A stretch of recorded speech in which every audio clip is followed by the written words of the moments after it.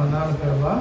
ఇంతవరకు తండ్రి మమ్మల్ని ఖర్చు నడిపించినందుకు వందనాలు. ఈ సమయం ప్రభా ఇది ఎక్కడ నుంచి కొన్ని విషయాలు ప్రభా నేను వాటి గురించి ధ్యానించడంలో సహాయం చేయండి. చెప్పిన ప్రభా నేను ప్రోగ్రాం గ్రహించండి ప్రభా. ఏదైతే ఉద్దేశం సాధించాలో చెప్పడం సహాయం చేయండి. తప్పకుండా చూడండి. అలాగే ప్రభా అందరికీ మీరు వచ్చే గ్రహించే మనసులు ఏమని తీసుకున్నాము ప్రార్థిస్తున్నాం. ఇప్పుడు మనందరం ఎక్కడికి వచ్చి ఉన్నాం? 9 గంటలకల్లా అయిపోవాలి. యాక్చువల్గా 9 గంటలకి భోజనానికి వెళ్ళాలి. 9:15 అయింది. మీ అందరూ లేట్గా వచ్చారు కాబట్టి మీ అందరికీ వెళ్ళి పనిష్మెంట్. ఖచ్చితంగా నేను 12 గంటల వరకు మెసేజ్ చెప్తాను. ఇక అందరూ ఎక్కడికి వచ్చారు కదా? చర్చి హాల్కి వచ్చామంటారు. మామూలుగా మనం చెప్పుకున్నట్లయితే ఇయర్ ఎండింగ్లోకి వచ్చాం కదా, సంవత్సరాంతంలోకి వచ్చాం. ఇంకా ఈ నెలలో ఈ చివరి రోజుకి వచ్చేసాం. తర్వాత ఈ సంవత్సరంలో ఇది చివరి ఆదివారానికి కూడా వచ్చేసాం. ఈ రోజులో కూడా చివరి సమయంలోకి వచ్చేసాం కదా. మరి కాసేపట్లో వేరొక కొత్త సంవత్సరం రాబోతుంది. మీ అందరికీ తెలుసు కదా. కానీ మీ అందరు గమనించారా, కొత్త సంవత్సరం రోజు ఒక ప్రత్యేకంగా జరిగేటువంటి సిచ్యువేషన్ మీకు అందరికీ తెలుసా? రేపు ఇప్పుడు 23/24 వస్తుంది కదా. రేపు ఖచ్చితంగా ఏం జరిగింది మీకు తెలుసా? నేను చెప్పనా?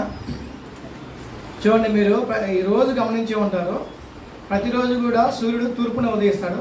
రేపు చూడండి ఖచ్చితంగా తూర్పున ఉదయిస్తాడు. మార్పు ఏం లేదు అందులో కదా. సృష్టి యొక్క క్రమంలో అవి రెగ్యులర్గా దేవుడు వాటి పప్పు చెప్పిన పనులన్నింటినీ కూడా సృష్టి అంతా కూడా క్రమంగా జరిపిస్తున్నాం. దేవుడు వాటి కొన్ని నియమాలు లేకపోతే కొన్ని క్రమాలు వాటికి ఒక చెప్పారు కాబట్టి ఇస్తారు. మనమైతే ఎన్నో నిర్ణయాలు గడిచిన సంవత్సరాలు ఎన్నో చేస్తున్నాం, నిర్ణయాలు తీసుకున్నాం, తీర్మానాలు తీసుకున్నాం. అందులో ఎంతవరకు సక్సెస్ అయ్యాం, అంతవరకు డల్లయ్యే విషయాలు మనకు తెలుసు కదా. అందరం కూడా కొత్త సంవత్సరం చాలా హ్యాపీగా చేసుకుంటారు అందరూ కూడా. వాస్తవంగా అయితే కొత్త సంవత్సరం కానీ బర్త్డే కానీ వస్తూ ఉందంటే అర్థం ఏంటి? మన ఆయుష్ ఏమవుతుంది? సంవత్సరాలు పెరుగుతున్నాయి అంటే అర్థం ఏంటి? మన ఆయుష్ తగ్గిపోతుంది, మన ముసలి అవుతుంది, మన చావు ఇది మళ్ళీ చావు కాడికి వచ్చింది కదా. సరే, అయితే ఎలాగో మనం వాస్తవంగా అయితే ఇంతకుముందు కూడా మన ఈ యొక్క పాటను మనం ధ్యానించాం. మరొకసారి నాకు సమయం లేదు, కొన్ని అన్ని రకాల పనులు వీటి వల్ల కూడా కొంచెం ఇబ్బంది అయింది కాబట్టి మళ్ళీ ఒకసారి ఇదే విషయం మనం దానికి సంబంధం అవుతున్నారు. ఎదురు వచ్చారని మంచిదే, ఏం కాదు. అది మనకి జ్ఞాపకం రావాలి కదా. అది మనకి జ్ఞాపకం వస్తే అన్ని విషయాలు మనకు కంట్రోల్గా ఉంటామని నా ఉద్దేశం. సరే, అయితే ఈ చివరి దశలో మనం ఉన్నాం కదా. అలాగే మన చివరి దశ కూడా ఎలా ఉంటుంది, ప్రతి ఒక్క మానవుని జీవితంలో చివరి దశ ఎలా ఉంటుందనే విషయాన్ని మనం ధ్యానం చేస్తాం. చూడండి, మనిషి జీవితంలో ప్రాముఖ్యంగా 2 ఘట్టాలు ఉంటాయి. 2 ఘట్టాలుగా మనకు కనబడుతూ ఉంటుంది. ఆ ఘట్టాలు ఏంటంటే పెళ్ళికి ముందు జీవితం, పెళ్ళికి తర్వాత జీవితం. అది ఒక సినిమా భాషలో చెప్పాలంటే ఎలా కనిపిస్తుంది మనకి? ఫస్ట్ హాఫ్ కదా, సెకండ్ హాఫ్ లాగా మనకు కనబడతా ఉంది. చూడండి, పెళ్ళికి ముందు ఎలా ఉంటాం, మొత్తం చదువుకుంటూ, తర్వాత కాలేజీలో చదువుకుంటూ అవి ఇవి చాలా ఎంజాయ్ చేసుకుంటూ ఉంటాం. అప్పటిదాకా బాగానే ఉంటారు. ఆ పిల్లలు ఇంట్లో తల్లిదండ్రులు పిల్లలపైన ఎటువంటి బాధ్యతలు కానీ ఎటువంటి బరువు అలాంటివి కూడా ఏమీ చేయరు అనమాట. కానీ పెళ్ళైన తర్వాత చూడండి, ఆటోమేటిక్గా ఇంతకుముందు వీడు బాగా వచ్చి ఇటు పక్క రానుగురు అట్లా పెళ్ళైన కానీ అసలు వీడు రానుగురు రావట్లేదు అని చెప్పేసి మనం మాట్లాడుతూ ఉంటాం కదా. సినిమాలో కూడా ఫస్ట్ హాఫ్లో ఆ హీరోకి ఎవరైతే కథానాయకుడు ఉంటాడో ఆయనకి ఎటువంటి చాలా జాలీగా ఉన్నట్టుగా ప్రేమలని అవన్నీ కాలేజీలో బాగా ఎంజాయ్ చేసినట్టుగా చూపిస్తూ ఉంటారు. ఎప్పుడైతే ఇంటర్వెల్ అవుతుందో, ఇంటర్వెల్ దగ్గర నుంచి తర్వాత ఆటోమేటిక్ తర్వాత కష్టపడ్డట్టుగా బాధలు పడ్డట్టుగా ఏదో సాధించడం కోసం ప్రయాసపడి చూస్తూ ఉంటాం కదా. మనం కూడా ఇక్కడ చూడండి, మన పెళ్ళి తర్వాత మనకి చాలా బాధ్యతలు బరువులు అనేవి మనకి వస్తూ ఉంటాయి. పెళ్ళికి ముందు జీవితం మీకు తెలుసు, అది మొదటి ఘట్టం. ఆ ఘట్టం గురించి మీకు అంతగా అవసరం లేదు. తర్వాత ఘట్టం చాలా ఇక్కడ ఉపయోగాన్ని చెప్తున్నాను. అయితే ఆ తర్వాత మనకి ఎలా ఉంటుందంటే, ఆ పెళ్ళైన తర్వాత చాలామంది తినాలి అనుకున్నాం కదా.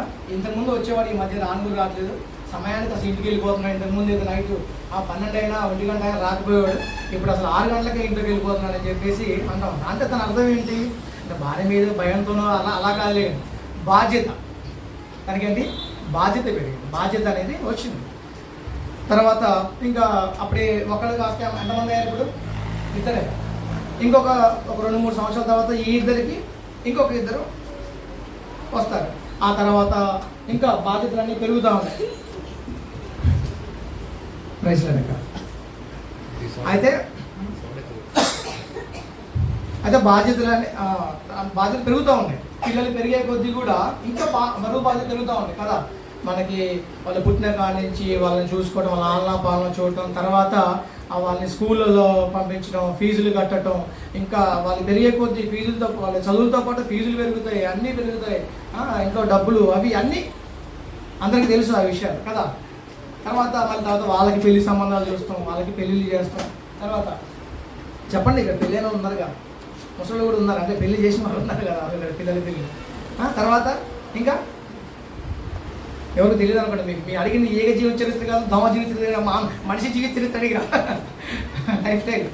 ఓకే, తర్వాత వాళ్ళకి కూడా మనం పెళ్ళిళ్ళు చేసిన తర్వాత మనం ముసలు అయిపోతాం. తర్వాత పిల్లలు ఉంటారు, వాళ్ళతో ఆడుతుంటారు. ఇంకా కొంచెం 60-70 సంవత్సరాలు వచ్చేసరికి ఏం జరుగుతుందంటే కష్టపడలేం, తినడానికి ఇబ్బంది అవుతుంది, పడుకోవడానికి ఇబ్బంది అవుతుంది, ఎక్కడికైనా ప్రయాణం చేయలేం, చాలా ఇబ్బందులు పడుతూ ఉంటాం. ఎందుకు ఏం జరుగుతుంది అక్కడ? మనకి చివరి దశ అనేది వచ్చేది, మన ముగింపు అనేది దగ్గరికి వచ్చేసింది కదా. ఇప్పుడున్న బలం అప్పుడు ఉండదు, ఇప్పుడున్న అందం అప్పుడు ఉండదు కదా. ఏం చేయాలన్నా ఇప్పుడు చేసినట్టుగా అప్పుడు మనం చేయలేము, ఇప్పుడు కూడా చేయలేకపోతున్నాం ఉన్నటువంటి రోగాలను బట్టి వాటిని బట్టి. అలాగా మనం అక్కడికి వెళ్ళే లోపల మన జీవితంలో ఇక అసలు కష్టపడలేం, చాలా చివరికి వచ్చేసాం, చివరికి దశకు వచ్చేసాం. అయితే ఈ మనందరి జీవితంలో ఇలాంటి పరిస్థితి వస్తుందని బైబిల్లో ముందుగానే దేవుడు మనకు తెలియజేశాడు. యోబు గ్రంథము 19వ అధ్యాయము 14వ వచనం.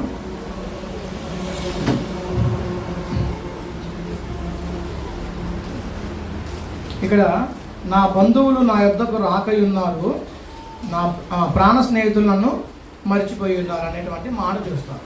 దీనికి గల కారణం ఏంటంటే చూడండి, మనకి ముసలి వయసు వచ్చిన తర్వాత ఆ పరిస్థితిలో మనం ఉన్నప్పుడు, అంటే కొంతమంది చావు దగ్గర ఉన్నప్పుడు, అంటే బెల్లం ఉన్నప్పుడే ఈగలు వస్తాయి అంటారు కదా. ఆస్తులు అంత కొంతమంది ఇలా చూస్తే డబ్బు ఉన్నప్పుడు ఒక రకం, డబ్బు లేనప్పుడు కూడా రాదు. ఇక అదే సిచ్యువేషన్ చూస్తున్నాం. చాలామంది ముసలి వయసు వచ్చినాక డబ్బు లేకపోయిన తర్వాత ఆ బంధువులు స్నేహితులు చాలామంది వాళ్ళని పట్టించుకునే స్థితిలో మనం చూస్తూ ఉన్నాం. ఈ మాటలు మాట్లాడుతున్న ఎవరంటే యోబు గారు ఆ విషయాన్ని చెప్పేటప్పుడు ఆయన ఏ పరిస్థితిలో ఉన్నారు? వాస్తవంగా చూసినట్లయితే యోబు గారు ఆ దేశంలో, ఊజు అనేది ఆ దేశంలో ఆయన ఆస్తిపడే వేరే ఎవరు కూడా లేరు. ఆయనకు చాలా ఆస్తి ఉంది, ఆయన దగ్గర పని చేసేవారు కూడా ఉన్నారు, ఆయనకున్న ఆస్తిని చూసుకోవడానికి పనివారు కూడా ఉన్నారు. అంతటి గొప్ప ఆస్తిపరుడికి ఎలాంటి పరిస్థితి వచ్చిందంటే చాలా కష్టాలు వచ్చింది. ఎవరికి వినబుద్ధి కాదు కదా, ఇంట్రెస్ట్ లేదా, అందరూ డల్గా అనిపిస్తున్నారు ఏంటో మరి. ఓకే, ఆయన ఏ పరిస్థితిలో ఉన్నారంటే, ఎలాంటి పరిస్థితి ఉన్నారంటే చాలా కష్టాలు ఉన్నాయి. చాలామంది ఇప్పుడు మన వాళ్ళు చెప్తూ ఉంటారు, నేను చాలా కష్టపడుతున్నాను, నాకు చాలా కష్టాలు వచ్చినాయి, చాలా శ్రమలు వచ్చినాయి అంటారు. కానీ నిజంగా యోబు గారికి వచ్చినటువంటి కష్టాలు నాకు తెలిసి ఎవరికి రాలేదు, నాకు తెలిసి రావు బహుశా. ఆయన కష్టం ఎవరికి చూడండి, ఆయనకి ఏంటి ఇల్లు కూలిపోయింది. ఓకే, ఇల్లు కూలిపోవచ్చు చాలామందికి, మాకు కూడా కూలిపోయింది. కానీ అప్పుడు ఆస్తి అంతా కూడా పోయింది. అదే రోజు ఇల్లు కూలిపోయింది, ఆస్తి పోయిన తర్వాత పిల్లలు చనిపోయారు. ఒకరా ఇద్దరా? అందరూ ఉన్న పిల్లలు. ఒకవేళ మనకి ఇల్లు కూలిపోవచ్చేమో, మన ఆస్తులు పోవచ్చు, బిజినెస్ ఇలాంటి లాస్ అవ్వచ్చేమో, కానీ పిల్లలు చనిపోవడం అది కూడా అందరూ ఒక్కసారే. ఇప్పుడు ఎలా ఉంటుందో చెప్పి మనమైతే ఏం మాట్లాడతాం? అలాంటి సిచ్యువేషన్ అయితే ఏమంటాం చెప్పండి. మనమైతే ఒకసారి ఒక వ్యక్తి యాక్సిడెంట్లో చనిపోయాడు, బైక్ యాక్సిడెంట్లో చనిపోయారు. 2 వ్యక్తులు ఉన్నారు, ఒక వ్యక్తి చనిపోయారు. అందులో ఈ రిపోర్టర్స్ అదే సమయానికి అక్కడికి వెళ్ళినప్పుడు అప్పుడు వాళ్ళ అమ్మ ఏడ్చుకుంటూ, ఆ శవం దగ్గర ఏడ్చుకుంటూ ఒక మాట అన్నదంట, దేవుని నోట్లో మట్టి కొట్ట, నా కొడుకు దొరికిందా అంటే పక్కన చచ్చిపోతే ఏం కాదు. చాలా మంది చూస్తూ ఉంటాం మనం కదా. అప్పుడు ఆ రిపోర్టర్ కూడా ఆ పేపర్లో అదే మాట, దేవుని నోట్లో మట్టి కొట్ట అని తెల్లారి ఆ పేపర్లో అదే హెడ్లైన్, దేవుడు నాకు అన్యాయం చేశాడు, నా పిల్లల్ని తీసుకెళ్ళిపోయి నా కొడుకుని చంపేశాడు, నా కొడుకే దొరికిందా దేవుడికి, ఈ లోపల ఇంతమంది ఉన్నాక అంతగా దూషించేవారు కూడా చాలామంది మనం చూస్తూ ఉన్నాం కదా. కానీ యోబు గారు అయితే ఆ మాట అనలేదండి. యోబు గారు ఏమన్నారు చూడండి ఒకసారి. 1వ అధ్యాయం 21వ వచనం. యోబు గారు చూడండి ఏమన్నారు. యోబు గ్రంథం 1వ అధ్యాయము 21వ వచనం. నేను నా తల్లి గర్భంలో నుండి దిగంబరినై వచ్చితిని, దిగంబరినే అక్కడికి తిరిగి వెళ్ళేది. యెహోవా ఇచ్చెను, యెహోవా తీసుకొని పోయిను, యెహోవా నామమునకు స్తుతి కలుగునుగాక.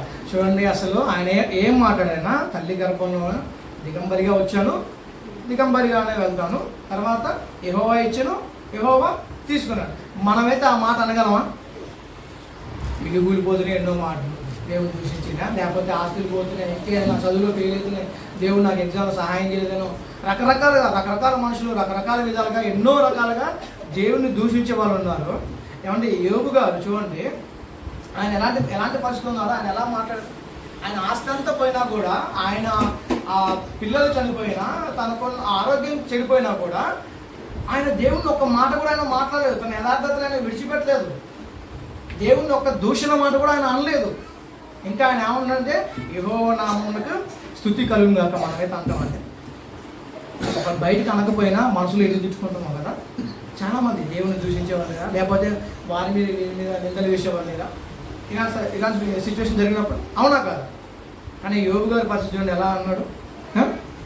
ఈరోజు మనుషులు వదిలిపెట్టి వెళ్ళే వాటి కోసం ఎంత కష్టపడుతున్నారు అంటే, ఈ క్షణికమైనటువంటి ఈ జీవితంలో మనం సంపాదించుకొని వదిలిపెట్టేటువంటి వాటి కోసం ఎంత ప్రయాసపడుతున్నారు, ఎంత కష్టపడుతున్నారు, ఎంతగా చేస్తున్నారు చూడండి. అవునా కాదు.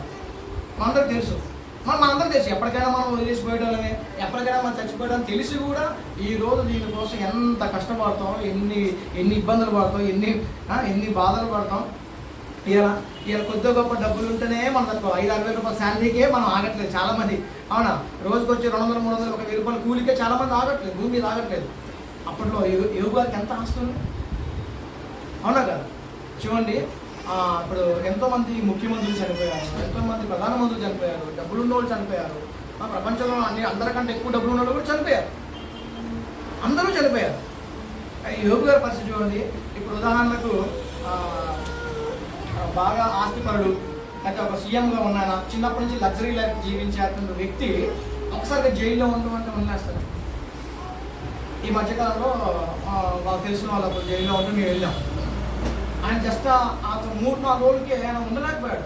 మనం త్వరగా బయటకు తీసుకుని ఉంటున్నారు. అసలు ఉండలేకపోతున్నాడు. మామూలు సాధారణంగా జీవించే వ్యక్తి ఆయనే ఉండలేకపోతున్నారు. అప్పుడు యోబు గారు లగ్జరీ లైఫ్ కదా, అప్పుడు ఎంతో ఆస్తి ఎంతో ఉంది కదా. అటువంటి ఆయన పరిస్థితి ఏమైంది కదా.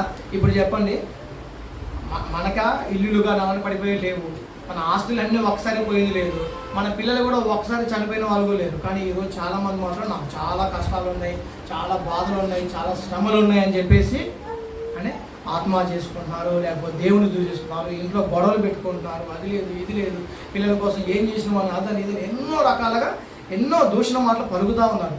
కానీ యోబు గారు మాత్రం ఏమన్నారు, యెహోవా నామానికి స్తుతి కలుగుగాక. అంత జరిగితే దేవుణ్ణి దూషించకుండా ఆయన ఏమన్నారండి. కానీ ఆల్రెడీ వాళ్ళ భార్య చెప్పినప్పుడు దూషించమని చెప్తుంది. కానీ అయినా సరే యోబు గారు తన యథార్థతను విడిచిపెట్టారు. అవునా కదా. తర్వాత యోబు గారికి ఇంకేం జరిగిందని తర్వాత రోగం వచ్చింది. యోబు గారి కష్టాల గురించి చెప్తున్నా, ఓకేనా, అర్థమవుతుందా. తర్వాత యోబు గారికి ఏం జరిగింది, రోగం వచ్చింది. ఎలాంటి రోగం అది, ఒంటి నిండా ఏమున్నాయి ఆయనకి, పుండ్లు పురుపులు కదా, మళ్ళీ అట్లా పగిలిపోయింది. మనమైతే చిన్న మొటిమైతే తట్టుకోలేము, ముఖాన ఒక మొటిమ వస్తే తట్టుకోలేము. ఎన్నిసార్లు అర్థంలో చూసుకుంటాం ఆ మొటిని ఎప్పుడు పలగొట్టాలా అని, చేతి దురద అది ఇది మళ్ళీ పగిలిపోయిన తర్వాత గుంట పడిందో ఏదో గుంట ఏమైనా ఇద్దేమో నల్లగా మచ్చ వచ్చిద్దేమో అని చెప్పేసి ఎంత ఫీల్ అయిపోతాం. ఆ మొటిమలు రావద్దు అది రావద్దు ఇలాంటి ఎన్నో స్కిన్కి సంబంధించినటువంటి ఎన్నో ప్రొడక్ట్స్ ఇలాంటి ఎన్నో రాస్తూ ఉంటారు కదా. యోబు గారికి ఎలాంటి పరిస్థితి అంట, చిన్న కురుపు అయితే మనం తట్టుకోవాలి. చెప్పండి, మనకు ఎక్కువ కష్టపడి మనకు ఎక్కువ ఇలాంటి శ్రమ కష్టం వచ్చిందా, యోబు గారికి వచ్చిందా చెప్పండి. యోబు గారికి వచ్చింది కదా. ఆయన మరి ఒకటి కాదు ఆయనకు వచ్చింది, బాడీ అంతా శరీరం అంతా కూడా గడినెత్తి మొదలుకొని అరికాల వరకు అంతే అంతగానంగా వచ్చి, అంటే ఎక్కడ టచ్ చేసినా ఏమున్నాయి. ఆయన బట్టలు వేసుకోగలడా, మనకు కొంచెం కాలుకి రోడ్డు యాక్సిడెంట్ అయినప్పుడు కాలు మొత్తం రోడ్డు కొట్టుకుపోయినప్పుడు అంటే ఆ చర్మం లేచినప్పుడు దాని మీద అసలు ఏం వేసుకోలేము. పైగా చలికాలం అయితే ఇంకా దారుణంగా ఉంటుంది, ఎటువంటి వస్త్రాలు కూడా మనం వేసుకోలేము. కానీ యోబు గారు ఒళ్ళంతా కురుపులే ఉన్నాయి, పుండ్లే ఉన్నాయి, మన రసిగాలతో ఉన్నాయి. అవి తట్టుకోలేక మళ్ళీ సీసా పెంకులతో గాజు ఒక్కలతో ఆయన ఏం చేస్తున్నారు, ఆయన రుద్దుతున్నారు. నీకు నాకు అలాంటి కష్టం వచ్చిందా? నీకు నాకు అలాంటి బాధలు ఉన్నాయా? లేదు కదా కదా.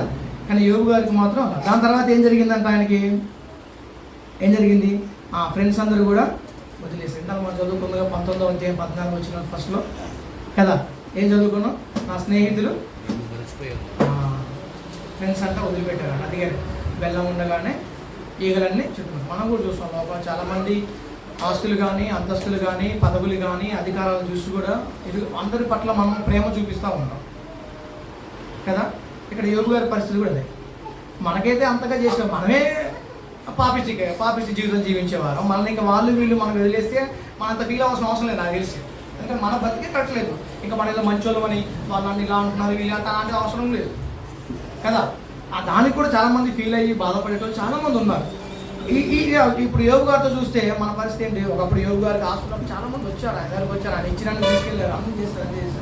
చివరికి వచ్చేసరికి యోబు గారికి ఇలాంటి పరిస్థితి రాగానే అందరూ వదిలేసి వెళ్ళిపోయారు కదా. నిన్ను నన్ను అయితే ఇలా ఎవరు వదిలేదు, మామూలుగా మనతో మాట్లాడుతూ ఉన్నారు. సరే మన అలాంటి ఎన్నో మాట్లాడినప్పుడు కూడా మనతో ఫ్రెండ్షిప్ చేస్తూనే ఉన్నారు కదా. తర్వాత అమ్మో ఇలా క్లోజ్ ఫ్రెండ్స్ కూడా ఒకసారి క్లోజ్ ఫ్రెండ్స్ అంటాం కదా. ఆయన ఏం పేరన్నా భాను శ్రీనా సూరి కదన్నా. ఇంకా భానును ఇంకా ఫ్రెండ్ ఉంది సూర్య, భాను ఇక చంపింది సూర్యుడు. క్లోజ్ ఫ్రెండ్ ప్రాణ స్నేహితుడే. నా ప్రాణ స్నేహితుడు అంటే ప్రాణం తీసేవాడే. చాలామంది చూస్తాం అలాంటి ఫ్రెండ్స్ కూడా ఉన్నారు, మనతో ఉండి మనం చాలా అంతగా ప్రేమించినా సరే అలా ప్రాణాలు తీసేవాళ్ళు ఉన్నారు. తర్వాత అంటే మన మాటలు వాళ్ళ దూషణ మాట కూడా మన దగ్గర మేలు అనుభవించి లేదా మనతో మంచిగా అన్నీ ఉండి మన సీక్రెట్స్ బయటపెట్టి లేకపోతే ఇంకా అన్ని రకాలు కూడా మనల్ని అలా పొంగదీసే వాళ్ళ స్నేహితులు కూడా మనకు కూడా ఉన్నారు. కానీ యోబు గారితో పోల్చుకున్నట్లయితే మనకి అటువంటి పరిస్థితి అయితే మనకి లేదని అనుకోవచ్చు. తర్వాత చూస్తే ఇంకేంటి, భార్య ఏమంటుందంట, ఏమంటుంది భార్య, మనం అక్కడ చూస్తాం. అది మన 19వ అధ్యాయంలో కింద 17వ వచనం.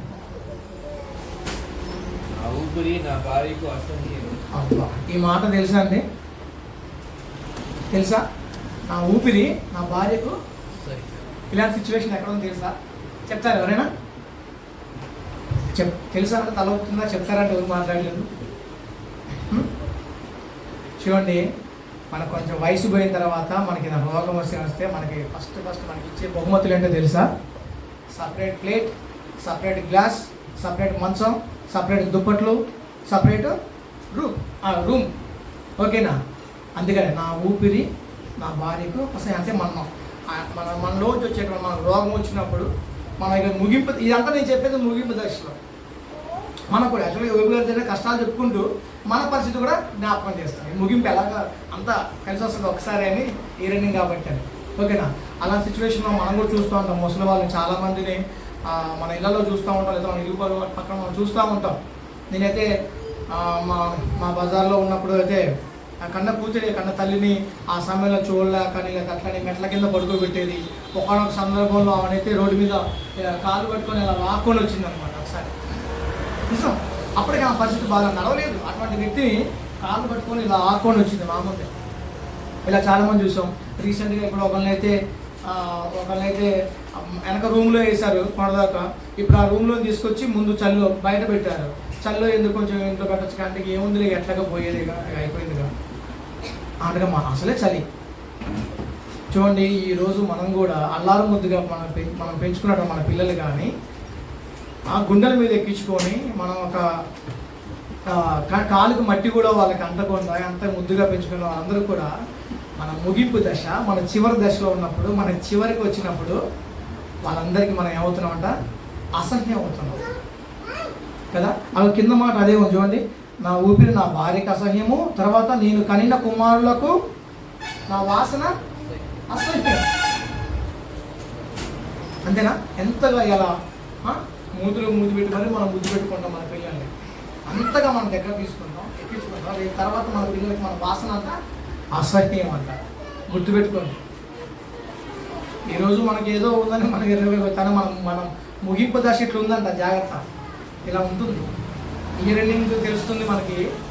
ఒక సంవత్సరం పోతే ఇంకో సంవత్సరం వస్తుంది, లేకపోతే అంటే డేట్ మారుతుంది కదా. కొత్త కొత్త నిర్ణయాలు ఇవన్నీ మనకు వస్తున్నాయి.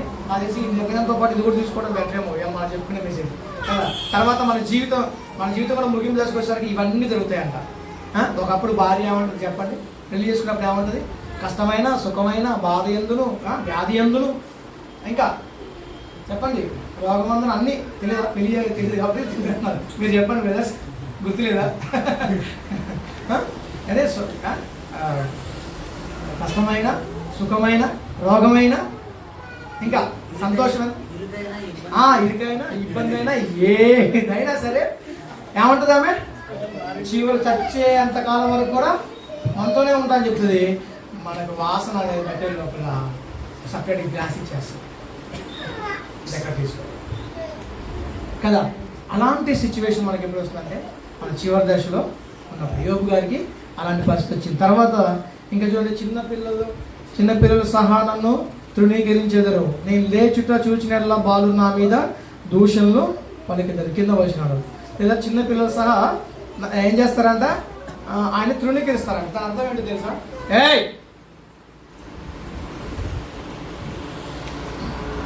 తృణీకరిస్తారంట. ఎలా చూడండి, ఇప్పుడు ముసలి వాళ్ళు ఉన్నారనుకోండి మా ఇంట్లో, వాళ్ళ మనవాళ్ళు పిల్లలు వాళ్ళ మాట వింటారా?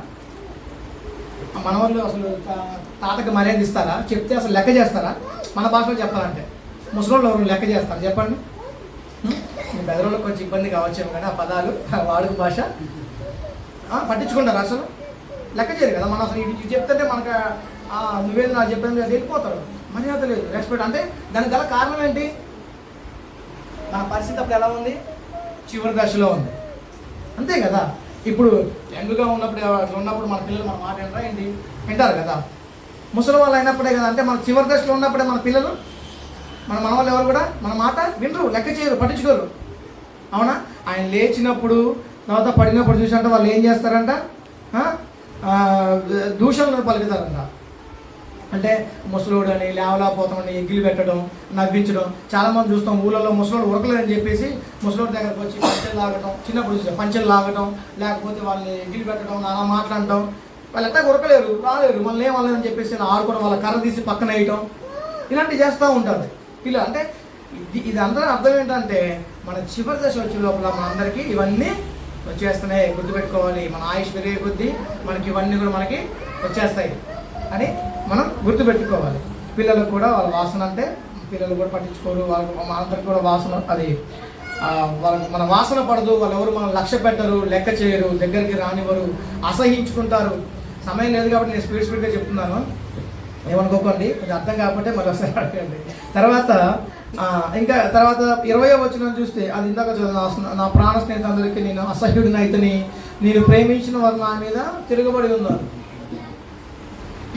ఇప్పుడు చూడండి, చాలామంది పిల్లల్ని ఇందాక అనుకున్నాం కదా, మన గుండెల మీద పెట్టుకొని పెంచుకుంటాం. వారికి కొద్ది కష్టమైనా మనం తట్టుకోలేము. మన పిల్లలకి జ్వరం వస్తే ఏడుస్తాం. అలాంటి సిచ్యువేషన్ అందరికీ తెలుసు. ప్రార్థన చేసుకుంటాం కొంతమంది, అవునా కదా. ఇంతగా ప్రేమించిన పిల్లలు వారికి పెళ్ళిళ్ళైన తర్వాత అసలు మనం లెక్క చేస్తారా? ఫింక్షన్ కోసం కొద్దిమంది ఉంచుకుంటారు. ఇంతకుముందంటే మరి దారుణం, తిడతారు, కొడుకులు పంచుకుంటారు, నువ్వు ఒక 4 రోజులు నేను ఒక 4 రోజులు అని. ఒకప్పుడు మన అందరికీ సమానంగా మన ముందే కూర్చోబెట్టి అందరికీ మనకి లేకపోయినా సరే వారికి మనం తినిపిస్తాం. నేడు మనకి ఆ వయసు రాగానే మన పిల్లలు ఏం చేస్తారు? మనకి ఎవరు తినిపించరు. అరే నువ్వు పెట్టరా, ఈ నెల నువ్వు పెట్టరా అని చెప్పేసి ఏం చేస్తారు? అందరూ పంచుకుంటారు, వాటాలు వేసుకుంటారు కదా. ఇక్కడ నేను ప్రేమించిన వారందరూ నా మీద తిరగబడి ఉన్నారు. నువ్వు ఎవరికి ఇచ్చినావు ఆస్తి వాళ్ళు అడుక్కోపో, ఎవరు పింఛన వారికి ఇస్తున్నావు వాళ్ళు అడుక్కోపో. కొంచెం వాడుక భాషలో చెప్తున్నా. అలాగనే ఉంటుంది కదా. మనం అంటే మన గ్రామాల్లో ఉంటాం కాబట్టి అలాంటి సిచ్యువేషన్ అలా ఉంటుంది. ఎవరికి ఇస్తున్నా వాళ్ళు అడుక్కోపో, ఎవరు చూసుకున్నా వాళ్ళు అడుక్కోపో అని చెప్పేసి ఇలాంటి మాటలు మాట్లాడుతూ ఉంటారు కదా.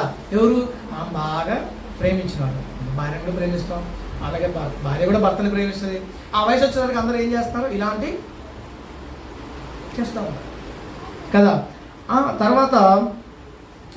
దాని తర్వాత ఏమైందంట? 20వ వచనంలో నా ఎముకలు నా చర్మంతోనూ నా మాంసముతోనూ అంటుకొని ఉన్నవి, దంతముల అస్థిపంజరం మాత్రం నాకు నిలబడి. ఇందాక చెప్పుకున్నాం కదా, రీసెంట్గా ఒకరి దగ్గరికి వెళ్ళాం, వాళ్ళని చల్లో పెట్టారు, ఏం కాదు నీకు అయిపోయింది కదా ఇంకేముందో అన్నారు కదా. ప్రస్తుతానికి వారి పరిస్థితి, ఆమె పరిస్థితి చూస్తే నిజం, ఎముకల్లో అస్థిపంజరం మీద ఒక క్లాత్ కప్పినట్లే. ముసలి వయసులో ఎలా ఉంటే చాలామంది కళ్ళన్నీ పోయి అందం, అప్పుడు ఇప్పుడున్న అందం అప్పుడు ఉండదు. అవి అందం కోసం అయితే అలా అందుకనే అనేది అవన్నీ మనం జ్ఞాపకం చేసుకుంటే, ఇలా చావు గురించి ఒకసారి సహోదరులు నవ్వారు కదా ముగింపు దశ కోసం, అదే అది మనం జ్ఞాపకం చేసుకుంటే ఈరోజు మనం ఎక్కువ చేయం. అంటే ఎక్కువ మీన్స్ దేని గురించి అయినా సరే, ఈ లోకం వాటి గురించి, అక్షరమైన వాటి గురించి మనం చేయమని అర్థం. అవునా? ఆ సిచ్యువేషన్ చూసినప్పుడు చూడండి, అసలు ఇప్పుడైతే ఈ అందం కోసం ఎన్ని ఫెయిర్ అండ్ లవ్లీలు, ఎన్ని ఫెయిర్ అండ్ హ్యాండ్సమ్, ఎన్ని పెట్టాం. చిన్నప్పటి నుంచి పెడతాను అసలు ఎలా కాట్లేదు. అవునా? మన సహోదరులు కొంతమంది ఉన్నారు, ఎయిర్ ప్లాంటేషన్ అంట, ఎయిర్ ప్లాంటేషన్ చేపిస్తారంట తర్వాత కొద్ది కాలం తర్వాత. ఎంత దానికోసం ఎర్రగున్నోడితో అవుతాం. మా ఇంట్లో ఉన్నారు, బాగానే ఉంటాడు, మంచి అన్నగాడు, ఎర్రగా ఉంటాడు. వాడు దానికోసం ఇంకా ఏదేదో రకరకాల క్రీమ్ దగ్గర 2000 3000 పెట్టి జిలుకులు నారాయణ ఆయన దగ్గర అలా చర్మ సమాన్ చెప్పి ఎన్నో రాసుకుంటే ఎన్నో వచ్చినా ఏం లేదు ఆడ. దేవుడు చక్కటి ఇచ్చాడు, ఏ అన్నం ఇచ్చినా ఆయనతో శుద్ధించాలి, మన వాయిస్ని మన దేవుడు మనకి ఇచ్చిన గొంతులు మన దేవుడు శుద్ధించాలి, అన్నీ చేయాలి. చెల్లి కొంచెం చూడాలి, డిస్టర్బెన్స్ అవుతుంది కదా. ఇలాగా సారీ మర్చిపోయాను, ఇలాగా మన పరిస్థితి కూడా ఆ చివరి దగ్గరకు వచ్చినప్పుడు లేవలేము, నడవలేము, మంచంలో ఉంది, కదలలేము, 1 2 కూడా మంచంలో పడిపోతుంది. అది ఎత్తడానికి తీయడానికి కూడా ఇబ్బంది, దాన్ని కూడా అసహించుకుని తిడతారు అది చూస్తారు. ఇవాళ మన పిల్లల్ని మనమైతే మంచి కడుగుతాం, క్లీన్ చేస్తాం, వాడు వాన్ చేసుకున్న ఏమన్నా మీద వేసినా ఏమన్నా, తర్వాత వీడియో మన తర్వాత ఆ టైంలో మనం చేయడానికి ఏం చేస్తాడు, అసహించుకుంటాడు. కొంతమంది చేయలేక వదిలేస్తారు, అనాథాశ్రమంలో పెడతారు కదా. ఇలాంటి చాలా జరుగుతూ ఉంటాయి. ఇదంతా ఏంటంటే మన చివరి దశ, మన ముగింపు ఎలా ఉంటుందంట. ఇక చూడండి, అసలు యోబు గారి పరిస్థితి చూస్తే ఆయనకి ఎంత అండి కదా. చివరి దశ కంట ఒక జోక్ ఉంది, చివరి దశలో అన్నీ లోపలికి పోవాల్సిందే, ఇప్పుడున్న బొజ్జ లోపలికి పోవాల్సిందే, బుగ్గలు లోపలికి పోవాల్సిందే, కన్ను లోపలికి పోవాల్సిందే, అన్నీ ఇప్పుడు కండలు అని చెప్పేసి ఇలా చూపించుకోవాల్సిందే, అన్నీ పోయేది. ఇప్పుడు కళ్ళున్నా ఆ టైంలో అప్పటికే అన్నీ లోపల ఎన్నికి పోవాల్సిందే. అంటే చర్మం కప్పబడుతుంది అస్థిపంజరం పైన, మన అస్థిపంజరం పైన మన చర్మం అనేది అర్థపోతుంది, మాంసం అంతా ఉడికిపోతుంది, బలం పోతుంది. అందుకే అందరికీ అసహ్యం అయిపోయాం, ఎవరు పట్టించుకోలేదు. కాబట్టి ఈరోజు హీరోగా ఫీల్ అయ్యే వాళ్ళు కానీ, హీరోయిన్గా ఫీల్ అయ్యే వాళ్ళు కానీ, లేకపోతే ఈరోజు మన ఉన్నదాన్ని బట్టి బాగా ఎంతో అనుకునే వాళ్ళందరూ కూడా ఇగో రేపు ఇది జరగబోతున్నాం అందరూ.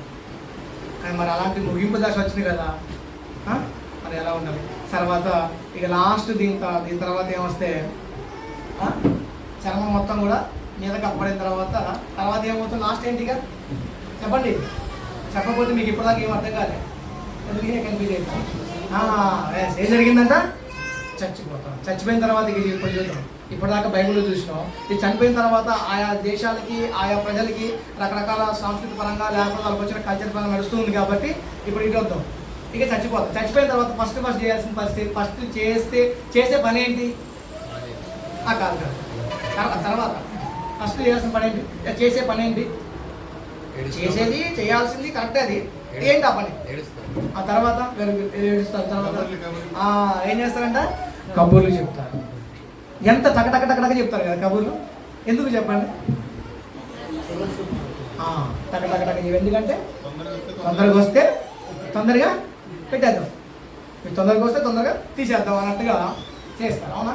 ఫస్ట్ ఏమంటే అందరికీ కబుర్లు చెప్తాం, ఫోన్లు చేసేస్తాం, అందరినీ ఏడుస్తారు, తర్వాత బాధపడతారు, అందరికీ ఫోన్లు చేస్తారు, టకటక చేస్తారు, ఇంటి ముందు టెంట్ లేపుతారు.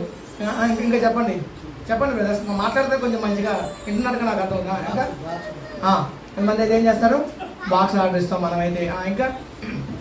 ఇంకా చెప్పండి, ఎప్పుడు చావులకు పోయినట్టు చేస్తారు అందరూ, అగరబత్తీలు, డప్పులు, ఇంకా అయితే అందరూ అమెరికా నుంచి దిగి వచ్చినట్టే ఉంది, తెలియనట్టు ఇక్కడ సంస్కృతి ఏం తెలియదు. ఓకే, తర్వాత ఇంటి ముందు ఏం చేస్తాం, స్నానం చేపిస్తాం, ఇదంతా స్నానం చేపిస్తాం కదా. బతుకున్నప్పుడు మంచంలో ఉన్నప్పుడు ఆ చర్మం కప్పబడి మనకు అట్లా ఉన్నప్పుడు మనం బయటికి పోయినా ఇప్పుడు పట్టించుకునే వాళ్ళు అసహించుకునే వాళ్ళు అప్పటిదాకా స్నానం అయితే చేయించారు, కానీ చచ్చిపోయిన తర్వాత స్నానం చేపిస్తారు. ఏదో వాళ్ళు స్నానం చేయించేదో గుడికి పంపించినట్టు, స్కూల్కి పంపించినట్టు, కాలేజ్ చేసినట్టు పంపించినట్టు ఫీల్ అయినట్టుగా, అంటే చివరి స్నానంగా చేస్తారులేండి. దాన్ని ఒక మనకి పుచ్చుకోవడానికి కనుక ఆ మాట చెప్తానులే, కానీ సారీ, చివరి స్నానం అని చెప్పేసి అలా చేస్తాం, అది చేపిస్తారు. ఆ తర్వాత స్నానం తర్వాత శవానికి చేసే క్రియలు అంటే అంత్యక్రియలు. అవేంటి అంత్యక్రియలు అంటే అంత్యక్రియలు. అంత్య అంటే చివరి క్రియలు. చివరి అక్కడ కూడా మళ్ళీ చివరి క్రియలే. అంత్యక్రియలు అంటే చివరి అయిపోయింది, ఎదురికి మనకి చివరే వస్తుంది. ఓకే, అంత్యక్రియలు ఎలా ఉంటే దాని తర్వాత స్నానం చేసిన తర్వాత అందరు కాచుకొని కూర్చుంటారు. కొంతమంది కోడళ్ళు అయితే లేకపోతే బిడ్డలు అయితే నిలువు తోపిడి కార్యక్రమం చేస్తారు. అర్థం కాలే, ముందే తీసేస్తున్నారు. సిస్టర్ గారికి అర్థమైంది, కానీ ఇంకా చాలా మందికి ఇది ఎలాగలేదు అనుకుంటా. నిలువు దోపిడీ కార్యక్రమం అంటే అక్కడ పట్టుకోబెట్టే శవానికి వాళ్ళ అమ్మకో లేకపోతే ఏమో దిద్దులో ముక్కులలో అంటే నిలువు దోపిడీ అంటే తీసేస్తారని చెప్పేసి అంటున్నా. లాక్కుంటారు. ఏ ముక్కు వచ్చి ఉంచుకొని పెట్టుకోవచ్చుగా, రాసి పెట్టుకోవచ్చుగా, ఎందుకంటే యాక్షన్ పనికిరావు. అంటే మన పరిస్థితి ఏంటప్పటికి పనికిరావు, అందుకే తీసేసేది. ఆత్మ మనలో ఉన్నప్పుడే అందరికీ మనం అవసరం. తర్వాత అందుకో పాట ఉంటా, ఆత్మ నీలో ఉంటేనే అందరూ నిన్ను ప్రేమిస్తారు, అది కాస్త వెళ్ళిపోతే ఎవరికి నీ అవసరం ఉండదు. ఆత్మ నీలో ఉంటేనే అందరూ నిన్ను ప్రేమిస్తారు, అది కాస్త వెళ్ళిపోతే ఎవరికి నీ అవసరం ఉండదు. కన్నవారే ఉన్నను కట్టుకున్నవారున్నను ఎవరికి కనిపించకనే ఆత్మ వెళ్ళిపోను కదా. అలాంటి సిచ్యువేషన్ వచ్చినప్పుడు ఎవరు మనం ఎంత ప్రేమించిన బిడ్డలైనా తల్లి అయినా ఎవరైనా సరే అలాగే తీసేయండి. మా అంటే ఒక రోజు లేదా 2 రోజులు దూరం ప్రయాణం ఉంటుంది. కొంతమంది ఏసీలో పెట్టి మన రీసెంట్గా ఒక ఆయన చనిపోయారు మన బ్రిడ్జి మీదనే. వాళ్ళ పాప అమెరికాలో ఉంది. తను వచ్చేంత వరకు 3 days వరకు మమతా అట్లా ఐసీలో ఉంచే తర్వాత చేస్తారు. 3 రోజుల తర్వాతనా చేస్తారు. ఎందుకు తర్వాత ఏమవుతుంది? వాసన. అంటే మనలో ఆత్మ ఉన్నప్పుడే, అందుకే దీపం ఉండగా నీళ్ళు చక్క పెట్టుకోండి. ఇవన్నీ ఉన్నప్పుడే మనం కూడా మన ఆధ్యాత్మిక జీవితాన్ని కూడా చక్క పెట్టుకుంటే ఎంతో మంచిది. మనం కూడా మన కుటుంబాన్ని కూడా చక్క పెట్టుకోవాలి. చిన్నప్పటి నుంచి పిల్లల్ని, పేరెంట్స్ని కానీ అందరినీ ప్రేమించే విధానం నేర్పించాలి. దేవుడిని అడుగుజామని నడిపించినట్లయితే అలాంటి సిచ్యువేషన్ వచ్చినా కూడా మనం వాళ్ళు ప్రేమిస్తూనే ఉండాలి, మనకు వాళ్ళు గౌరవిస్తూ ఉంటారు. ఇలాంటి నేర్చుకోవచ్చు ఈ విషయం నుంచి కూడా కదా. తర్వాత ఏం చేస్తారు? మళ్ళీ అది కూడా మరి మామూలు నీళ్ళు కదండి. ఏ నీళ్ళు అంట? వేడి నీళ్ళు. అలాంటి మంచంలో ఉన్నప్పుడైతే ఒక్కోసారి తట్టుకోలేక వాళ్ళ నుంచి ఒకసారి నీళ్ళు గుట్టులో సిచ్యువేషన్ కూడా నేను చూశాను సొంత ఫ్యామిలీలో. అలా నీళ్లు పడవలసిన వాళ్ళు కూడా నేను చూశాను, మేలు వేసిన వాళ్ళు అలా చేస్తారు. ఇప్పుడైతే మాత్రం వేడి నీళ్ళు. తర్వాత ఇంకా చెప్పండి, తర్వాత ఏం చేస్తారు? బట్టలు స్నానం చేయించినప్పుడు షాంపూ పెడతారా? షాంపూ ఖచ్చితంగా వాడాలి. ఇప్పుడైతే డవ్ అని ఇంకా చెప్పండి కొన్ని పేర్లేండి. హెయిర్ అండ్ షోల్డర్, ఇంకా హెయిర్, తార, రకరకాల అసలు ఏ షాంపూ. అప్పుడు నీకేం సిచ్యువేషన్ లేదు సార్, వాళ్ళు ఏ షాంపూ పెడితే అదే పెట్టుకోవాలి. నాకు ఏదో ఈ షాంపూ నాకు బదులు నా ఇంటికి ఊడిపోతానికి నీకు ఛాన్స్ లేదు. అక్కడ ఏది పెడితే అదే, అవునా కదా? ఏ షాంపూ పెడితే ఆ షాంపుతో చేయాలి. తర్వాత బట్టలు, ఏ బట్టలు? కొత్త బట్టలు ఎట్టుండే చెప్పండి. చావుకు తెచ్చే బట్టలు ఎట్టుండే చెప్పండి. తెల్లగా ఎట్టుంటాయి? రామరాజు కాలం కత్తారు కదా, ఏం చేస్తారు? 100 రూపాయలదే. విదేశాలు అయితే సూట్ బూట్ వేస్తారు ఇక్కడ. అందుకే నేను చెప్పిన మన కల్చర్ అని చెప్పి రామరాజు కాటన్ ఏంది కొనక్కరాదు, రేమండ్స్ ఏం కొనక్కరాదు, 100 రూపాయలు తీసుకొస్తారు మామూలుగా. అంత తెచ్చుకోవచ్చు కూడా మళ్ళీ లాస్ట్లో బొందలు పెట్టాక దాని మళ్ళీ చిప్ అని అంటారు. అదేందో మరి. సరే, కొత్త బట్టలు కాదు అది కూడా. తర్వాత ఇంకేంది? సెంటు కదా. అప్పుడు కూడా ఏ సెంటు పడితే ఆ సెంటే. అది కూడా వాస్తవంగా అయితే 1-2 రకాల ఉపయోగాలు ఉన్నాయి. బాడీ ఒకటి వాసన వస్తుందని అప్పుడు చివరిగా మా వాడు కొంచెం సెంటు అయ్యి పంపిద్దాం ఉద్దేశంతో కూడా అలా కూడా చేయొచ్చు. అదొకటి అలవాటుగా అయిపోయింది కదా. అప్పుడు కూడా అంతే, రకరకాల సెంట్లు, పేరు కూడా నాకు తెలియదు, బాగానో అవ్వనో ఇవ్వనో యాక్సనో. అప్పుడు కూడా నీకు నచ్చిన సెంట్ ఏం లేదు అక్కడ. వాళ్ళు ఏది కొడితే అది తీసుకొని ఆ సెంటు కూడా తక్కువే ఉంటుంది, 50 రూపాయలు 40 రూపాయలు సెంటు వాళ్ళు తీసుకుంటారు. కొంచెం ప్రేమ ఉన్న వాళ్ళతో కొంచెం కాస్ట్ తీసుకొస్తారు, అంతే కదా. తర్వాత ఇంకేం చేస్తారు, మొత్తం బాగా మేకప్లు అన్నీ వేస్తారు, తల్లుతారు వేస్తారు, అందరూ తల స్నానం, పిల్లలు అంతా అందరూ స్నానం చెప్పి ఉంటారు. ఏం తెలుసు ఎందుకు ఇంత మేకప్ ఎందుకు చేసేది? తర్వాత మొత్తం పేకప్పే కదా, అయిపోయింది. మేకప్ తర్వాత ఏంటి, మేకప్ తీసేది కదా, దానికోసం ఇదంతా అయిపోయింది. ఇక తర్వాత అనేది తీసేసి ఆ ముగింపు సారీ ఈరోజు మనం మేకప్ చేసుకుంటే అర్థం కాడ ఆ మేకప్ గుర్తు రావాలి. ఇవాళ మనం అర్థం కాడ ఉండి మనం మేకప్ వేసినప్పుడల్లా అది గుర్తొచ్చింది అనుకోండి, ఖచ్చితంగా మనలో చాలా మార్పులు వస్తాయి, అవునా కదా. ఇక వేసే పౌడర్, నాకు ఆ పౌడర్ ఏ పౌడర్ వేస్తారు, అవునా, ఈ పౌడర్ ఇంత అవసరమా? చాలామంది ఇంత కాస్ట్లీ పెట్టి పౌడర్స్ వాడతారు, అంత కాస్ట్లీ పెట్టి ఫేస్ క్రీమ్స్ కానీ ఎన్ని బాడీకి ఇవన్నీ కదా. ఎప్పటికైనా ఈ బాడీ కోసం ఎంత అవసరమా? ఆ ఖర్చు దేవుని పని ఖర్చు పెట్టాయి కదా. చివరికి అదే మన అసలు విషయం అదే. తర్వాత ఏంటి, ఓకే రైట్. తర్వాత ఏడుపులు భార్య కోసం చాలా సందర్భాల్లో చాలా చావుల దగ్గర నేను గమనించిన. ఫస్ట్ స్టార్టింగ్ అయితే బాగా ఏడుస్తారు, కొంచెంసేపు ఆయాసపడి కొంచెంసేపు ఆగుతారు. ఈ లోపు వేరే చుట్టం కొత్తలో వచ్చినట్టు మళ్ళీ అప్పుడు ఆటోమేటిక్ మళ్ళీ స్టార్ట్ చేస్తారు, మళ్ళీ ఆపసి పెట్టిన తర్వాత మళ్ళీ ఆగుతారు. ఆ తర్వాత ఇంకొకరు వస్తే వాళ్ళని గుర్తు చేసుకుని ఒకప్పుడు ఇది అంటారు అని చెప్పేది.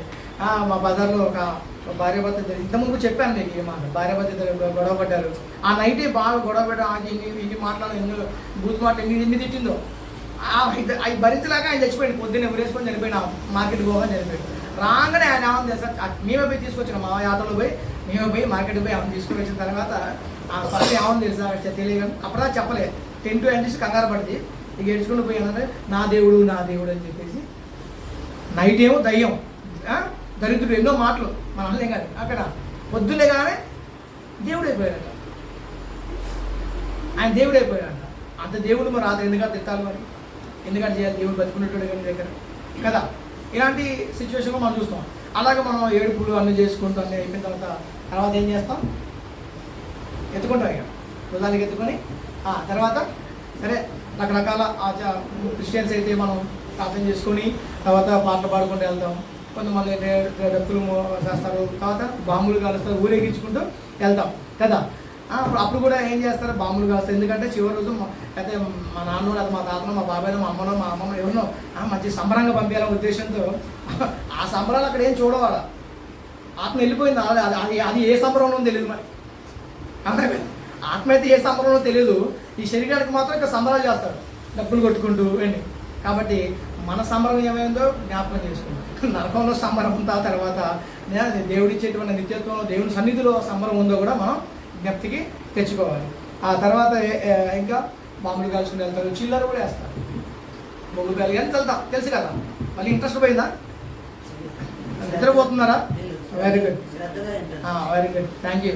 అయితే తర్వాత అంటే తెలిసినేగా మళ్ళీ చెప్తున్నాను అనుకున్నా, తెలిసినే జ్ఞాపకం చేసుకోవడం మంచిది.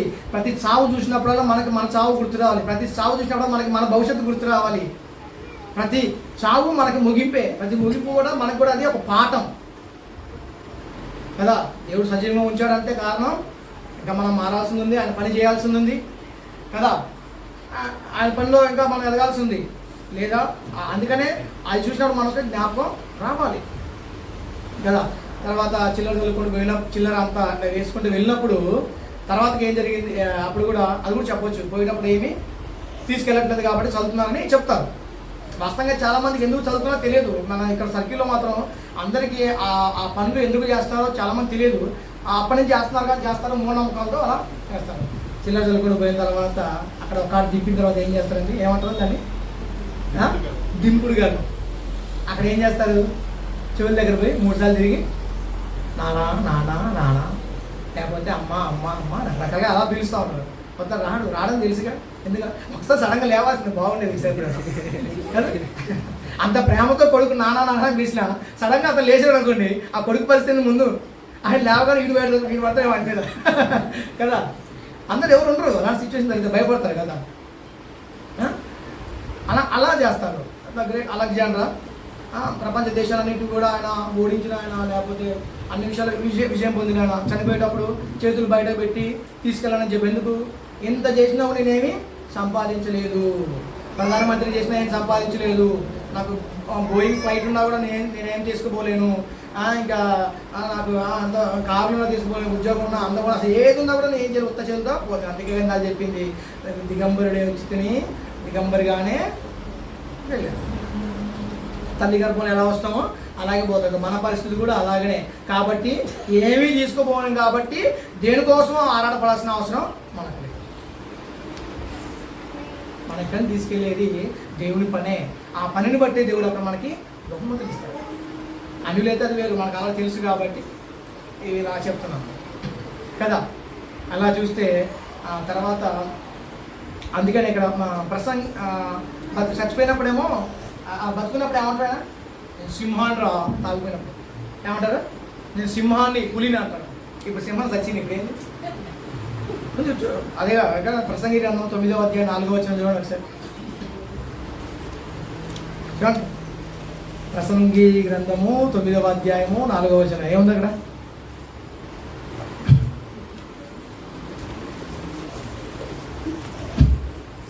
సరే నేను చెబుతానండి. బ్రతికి ఉండి వారితో కలిసి మెలిసి ఉన్న వారికి ఆశ కలదు. చచ్చిన సింహం కంటే బ్రతికి ఉన్న ఒకే మీరు. సింహం చచ్చిపోయింది, ఇప్పుడు చచ్చిన వారితో పోల్చుకుంటేనంట బ్రతుకున్న కుక్క మీరు అంతే కదా. నేను సింహాన్ని అడుగు, సింహం అయితే హీరో అయితే చచ్చిపోయింది ఏంటి, అప్పుడు దాంతో పోల్చుకో. అదే ప్రధానమంత్రి అయినా సరే చచ్చిపోయినా కూడా ఏం లేదు, వాడికంటే ఒక పేదవాడు బతుకున్నా కూడా ఒక ఛాన్స్ ఉంది రక్షణ పొందడానికి, దేవుని పని చేయడానికి, అన్ని రకాలుగా ఛాన్స్. అది మేలు కదా బతుకున్నట్టే, చచ్చిపోతే. అందుకనే మనం ఎప్పుడు ఉంటామో ఎప్పుడు పోతామో మనకు తెలియదు. మన జీవితం అంట, మన ఆయుష్ నీటి బుడగలంట. నీటి బుడగ ఎంతసేపు అండి, ఇప్పుడు వర్షం పడ్డది, వర్షం పడ్డప్పుడు వర్షంలో ఉండి వర్షంలో మనకి బుడగల్లాగా వస్తాయి కదా, లేకపోతే మన పిల్లలకి కొనిస్తున్న బబుల్స్ ఉంటాయి కదా, అవి ఎంతసేపు ఉంటాయి, ఇలా వచ్చి ఇలా అంతే కదా. మనం కూడా అంతే. ఇప్పుడు క్షేమంగా ఇంటికి పెట్టడం క్షేమంగా పోతుందో తెలియదు, వచ్చే వాళ్ళు వస్తారో తెలియదు, రేపు ఉంటో చూస్తామో తెలియదు, చాలామందికి తెలియదు. ఇంతలో కనబడి అంతలో మాయమయ్యేటువంటి ఈ జీవితం కోసం ఇన్ని అవసరమా అంటే, అవసరమా అంటే నీ అవసరాలు కాదనట్లేదు, కానీ అనవసరమైనటువంటి వాటిని దేన్నో మనం పొందాలి, దేన్నో సాధించాలి, దేనికోసం అని చెప్పి ప్రయాసపడే వాళ్ళు చాలామంది ఉన్నారు. అది అన్ని జనం చూసుకో. కానీ క్రైస్తవులు కూడా చాలామంది ఈ విషయం తెలిసి తెలిసి తెలిసి తెలిసి తెలిసి కూడా మరలా బయట కోసం మనం ప్రయాసపడుతున్నాం కదా. దేవుని పని నిమిత్తం ప్రయాసపడలేకపోతున్నాం, దేవుని పని కొరకు రాలేకపోతున్నాం కదా. దేవుని కొరకు సమర్పించడానికి, ఇవ్వటానికి, దేనికైనా సరే కూడా మనం రాలేని స్థితిలో చాలామంది ఉన్నారు. ఇంత సమయం నువ్వు కేటాయించలేవు. నువ్వు ఆ సమయంలో ఏం చేస్తున్నావురా అంటే సంపాదిస్తున్నావు. ఏం సంపాదిస్తున్నావు అంటే డబ్బులు, లేకపోతే ఇంకేదో. పోనీ అవన్నీ నేను కాపాడుతాయా, నేను తీసుకెళ్తాయా, వాటి వల్ల నీకు ఏమైనా బహుమతులు ఏమైనా వచ్చే అవకాశం ఇలాంటివి ఉన్నాయా అంటే క్షమించడానికి టైం అవుతుందా, కొంచెం కూడా ఉంది, ఏమన్నా చెప్పచ్చు కదా. ఓకే, అయిపోతుంది. తర్వాత తీసుకెళ్ళాం, విపుడుగా అయిపోయిన తర్వాత అసలు దాంట్లో చేస్తాం. ఏం చేస్తాం, అందులో పెట్టేస్తాం. పెట్టిన తర్వాత ఫస్ట్ క్రిస్టియన్స్ అయితే ఏం చేస్తారు చెప్పండి. మీకు మళ్ళీ చెప్పాలా, మీకు ఎప్పుడు సాగు దూరం చెప్తారు కదా అందరూ. మళ్ళీ క్రిస్టియన్స్ అయితే బొందలో పెట్టగానే ఏం చేస్తారు, ప్రార్థన. తర్వాత ప్రార్థన చేసినప్పుడు కొంతమంది పాస్టర్లు చూడాలి, ఈ ఆత్మని సన్నిధి చేసుకుని ఇక్కడ రికమెండేషన్ చేస్తారు. వాళ్ళు ఆల్రెడీ చచ్చి 4 గంటలు 3 గంటలు అయింది, ఒక రోజు అయింది, ఇప్పుడు వచ్చి మాత్రం ప్రభు ఈ ఆత్మని సన్నిధి చేర్చుకోవని చెప్పేసి ఈ రికమెండేషన్ చేస్తారు. అప్పటిదాకా ఇక్కడ ఉన్నట్టు కానీ నువ్వు రెప్పపాటులో వెళ్ళిపోయింది కదా. నేను ఎవరైనా రికమెండేషన్ చేసినా అక్కడ రికమెండేషన్ లేవు, అయిపోయింది ఆల్రెడీ కదా. అప్పుడు ఏం చేస్తారు, ప్రార్థన అయిపోయిన తర్వాత ఏంటి చెప్పక్క చెప్పండి. చాలా ఉప్పు పోస్తారు కదా, ఎందుకు బొందలో పెట్టినాక వాసన వచ్చేది, పోతే రాకపోతే ఏంటి కదా. అంటే ఆ బాడీ కొంచెం కుళ్ళిపోకుండా ఉన్నాడు కదా. ఈ కుళ్ళిపోయింది కదా కదా. తర్వాత కుళ్ళిపోయిన తర్వాత వెరీ గుడ్. ఇప్పుడు చెప్పండి, యోబు గ్రంథము 24వ అధ్యాయము 20వ వచనం.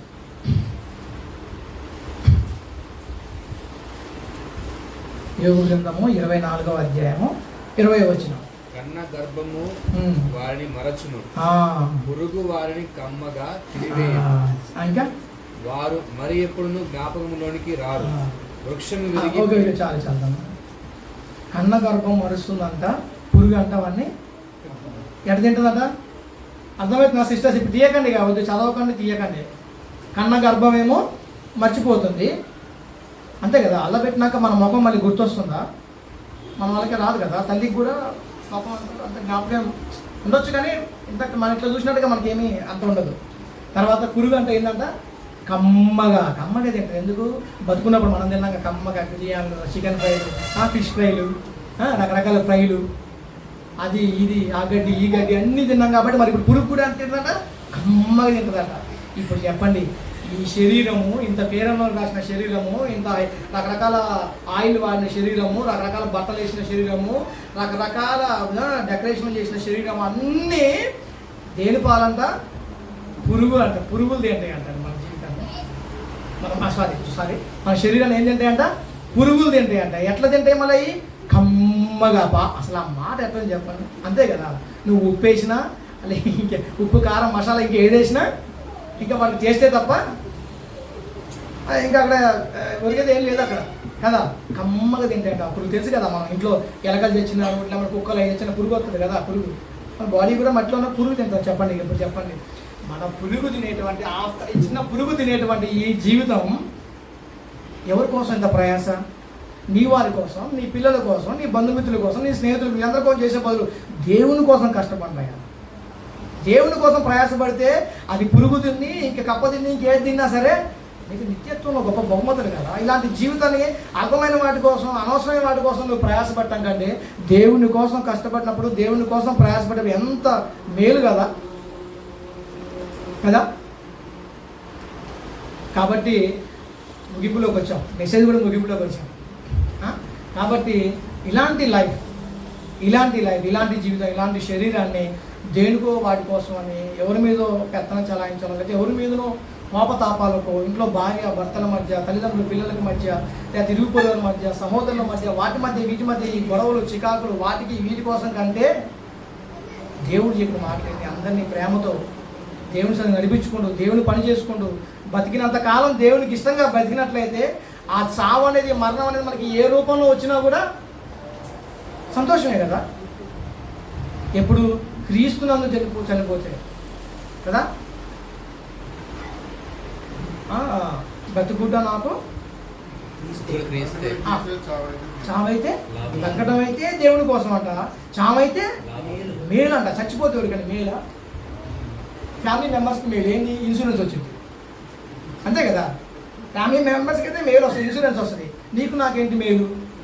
దేవుని తెలిసినవాడు, దేవుని ప్రేమించినవాడు, దేవుని ఎరిగినవాడు, దేవుని పని చేసిన వాడైతే దేవుని దగ్గర అంతకుమించి గొప్ప మేలు. మనకు కావాల్సినది మన అసలు బతికేది ఇక్కడ దేనికోసం? దానికోసమే కదా. అది ఎప్పుడూ దేవుణ్ణి ఉన్నవాడికి. ఓకేనా? కాబట్టి ఈ ఆత్మ, ఈ దీపం మనలో ఉన్నప్పుడే మనం తర్వాత కూడా మన వాళ్ళు కొంచెం ఇక్కడ ఉంది జ్ఞాపకం చేసుకోరు అని ఉంది. కొద్ది కాలం జ్ఞాపకం చేసుకుంటారు. మా అంటే 3వ రోజు దినం, 5వ రోజు దినం, 11వ రోజు దినం, తర్వాత సంవత్సరం చాలా అయిపోయింది. రోజు సంవత్సరంతో లాస్ట్. ఆ సంవత్సరం కూడా మొత్తం జ్ఞాపకం చేసుకోదు. ఆ రోజే ఫస్ట్ మళ్ళీ చేయకపోతే బాగోదని.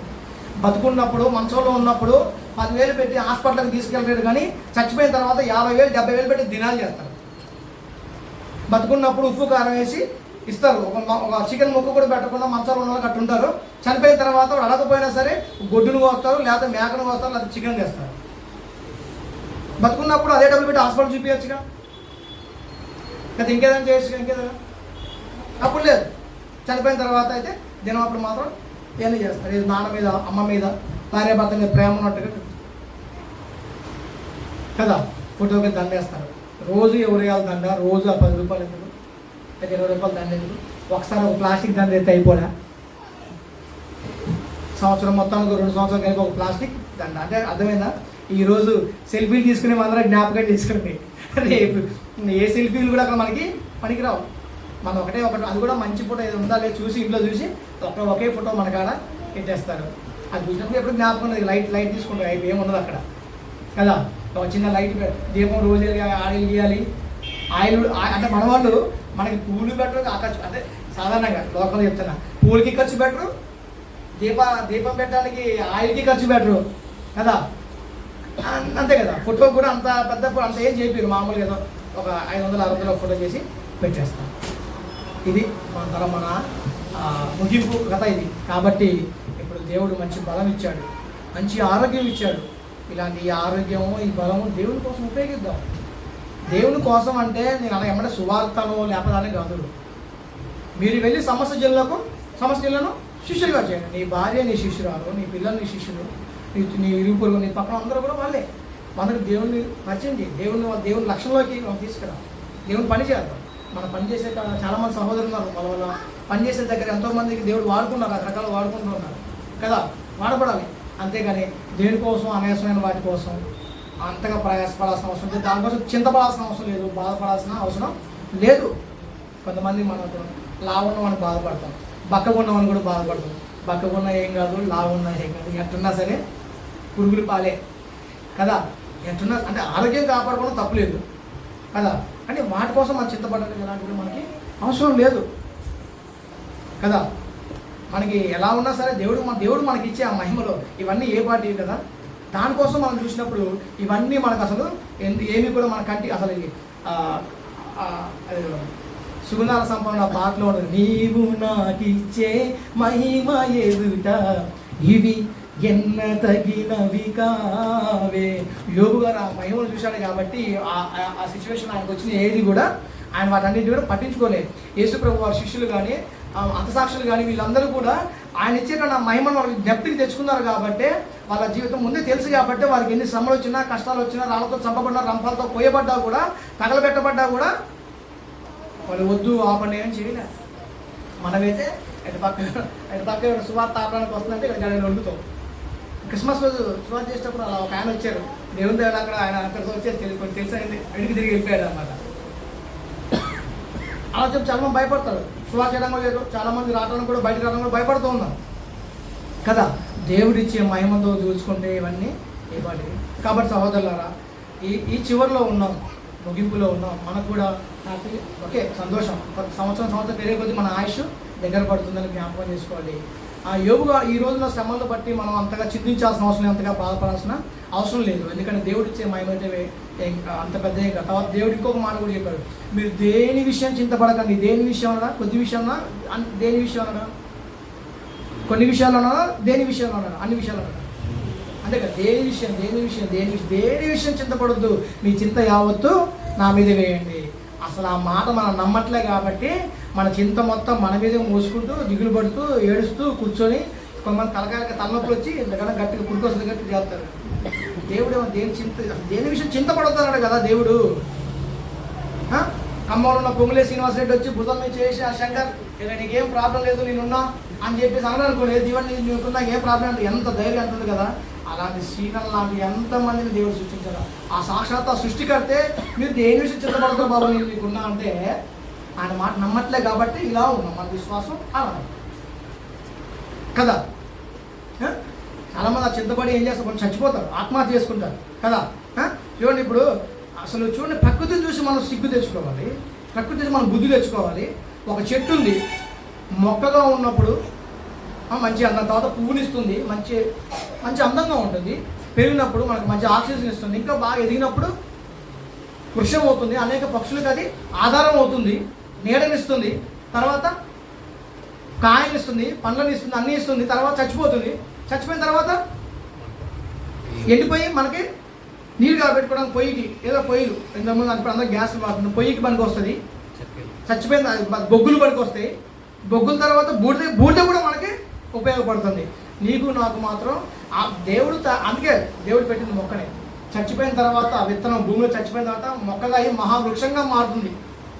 నీకు నాకు మాత్రం ఏ జీవితం లేదని చెప్పేసి ఇదే జీవితం అనుకొని దీనికోసం ప్రయాసపడుతున్నాం. చచ్చిపోయిన తర్వాత మనకు మహాలోకం ఉంది, అదే మేలు.